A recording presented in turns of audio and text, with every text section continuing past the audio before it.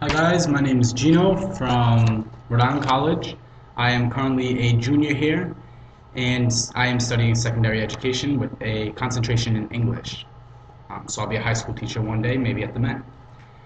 I graduated from the Met in 2009 and today I'm just going to talk to you a little bit about what my transition from the Met looked like coming into college and also how to handle some confusing assignments that are going to really affect your grade in the long term. So, as I said, I graduated from the Met in 2009, and I actually took a year off to save up some money.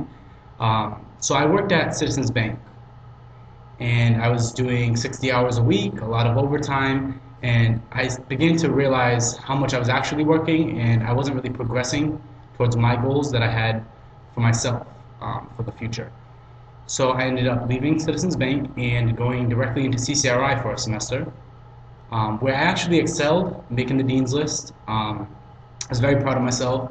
But then when I transferred into RIC a semester later, I realized that I really had my stuff cut out for me. I partied very hard when coming to campus, as a lot of college freshmen do, and my grades definitely saw the effect. So I ended up having to withdraw from a class, and I actually failed the class as well. And even though I got 2 other Bs for my other 2 classes, my GPA just plummeted. And I've been working tirelessly ever since to really build it back up.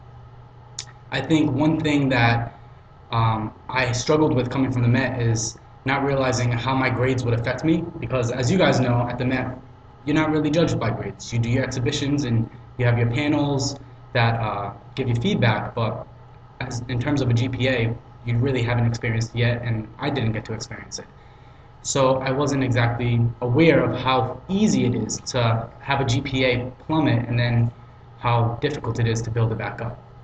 Because I was under the impression that I could get an F and it would be so easy to just the next semester get back to a 3.5, which wasn't the case. So as it stands right now, I am a junior and I'm lucky enough to say that I've built my GPA back up through hard work and dedication. Last semester, I had a 3.5, which put me on the dean's list, but it didn't come easy. And so this semester I'm striving for even better grades and hopefully graduate with honors by the time I graduate in 2015. So coming to RIC from the Met was a little bit of a struggle, because although I was a good student at the Met and I focused on my internships and I had great projects and I was very involved with leadership activities and extracurricular activities, I didn't really pursue math and science and history the way that I probably should have, because as you probably know at the Met, it's kind of your responsibility to decide what you're going to be learning, along with your parents and advisor, of course. But unfortunately, I didn't do anything with history or math or science, and when it came time to take those classes in college, I felt that I was a little underprepared. And of course, I wanted to instantly blame the Met, right? Because that's easier, just to say, damn, the Met didn't teach me this, and that's the reason I'm failing. But that's not the case. Yes, I was a little underprepared, but it's my responsibility to go out and learn these things just the same way that my classmates were doing if they didn't understand something. So I think that was the biggest hassle, was coming to terms with the fact that I was going to have to work a lot harder than I had expected. Oftentimes in a class, you're going to get a bunch of assignments and they're all going to be weighed differently. So what does that mean? Well, you could have 20 journal entries that you've handed in throughout the entire semester, and you think, well, I did those 20 journal entries so I don't have to try so hard on my final paper. But the trick is that the 20 journal entries you just finished combined only add up to about 10% of your grade, whereas a final paper might end up being 40% of your grade. This actually happened to me last semester. I worked very hard all semester, and towards midterms I started burning out a little bit, but I pushed through, and it was around finals when we had that final paper in my English class with that. I actually took Richard Feldstein. He's a great teacher, so anybody that's interested in English or learning about theory, definitely take it with him, because he's just off the wall in a good way. But by the time I had to write his paper for my final assignment grade, I was just burned out, and unfortunately I was a little confused as well. I wasn't exactly sure what the assignment was supposed to look like. I wasn't sure what my paper was going to be like.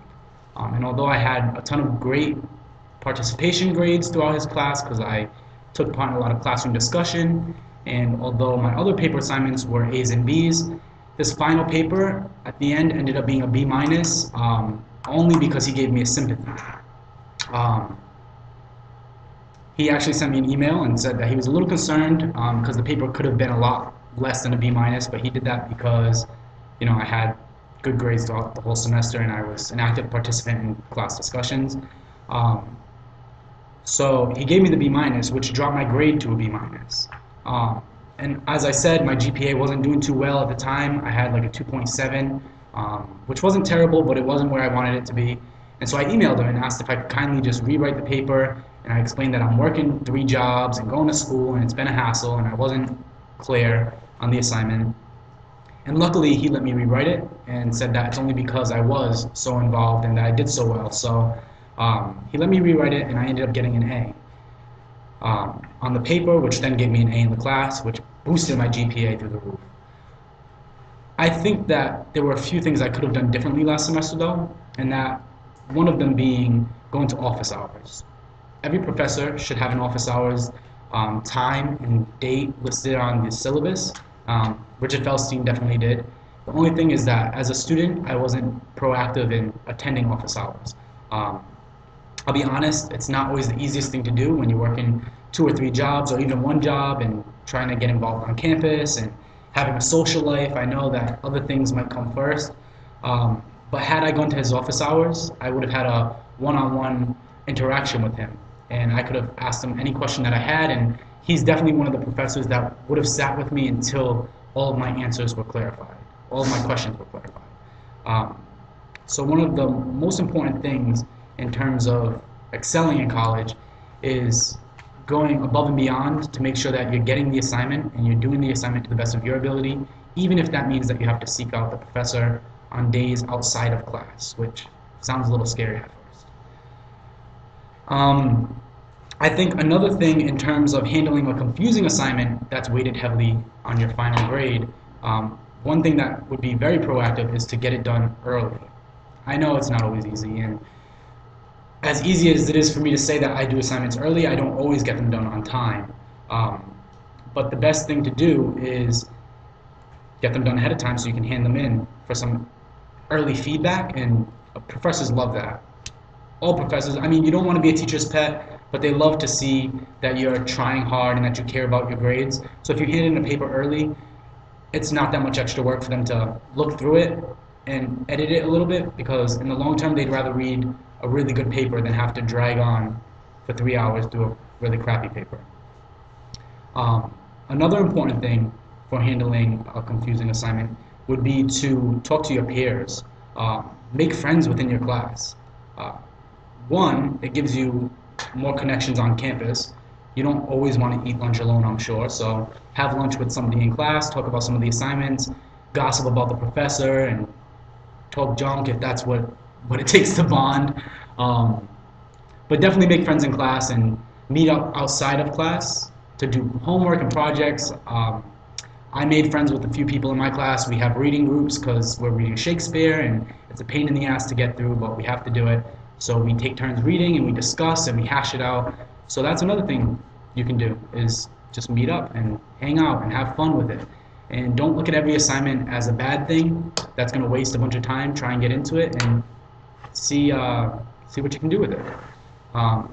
That's pretty much all I have to say about those things, but if anybody else has any questions, feel free to contact Patty, who can contact me, and I'm happy to answer anybody's questions in terms of coming to RIT. Go Anchorman.